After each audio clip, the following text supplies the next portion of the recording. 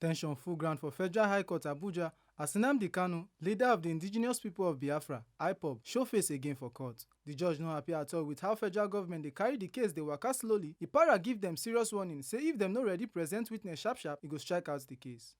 Second witness wey dem bring no helep matter as e just dey talk I no know for almost every question wey dem ask am. Judge discharge am quick, but as dem no still bring third witness come court, the judge vex small, come adjourn the case go May 28, 29 and June 6, 16, 18 and 19, 2025.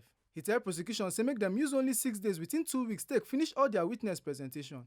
If dem no gree do am, he go end the case say e no get weight. Judge still talk say the list of witness too long, he warn dem say make dem cut am short so the case fit end quick.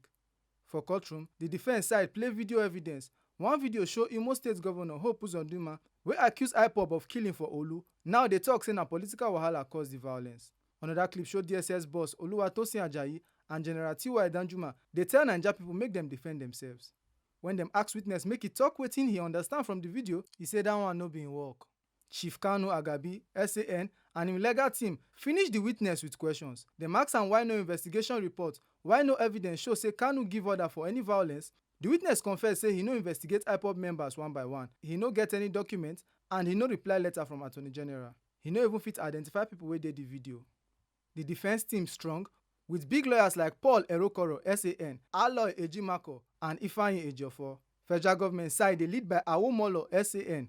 As the case don drag enter 10 years, Naija people and people from outside dey ask whether justice go ever come out. But today, the judge don talk am clear, say this delay no go continue. One way or the other, the case go reach the final point. Make una no forget say, as we see am, na so we dey talk am. We no dey take blame. Oyifemi Onosimwa, TMC News.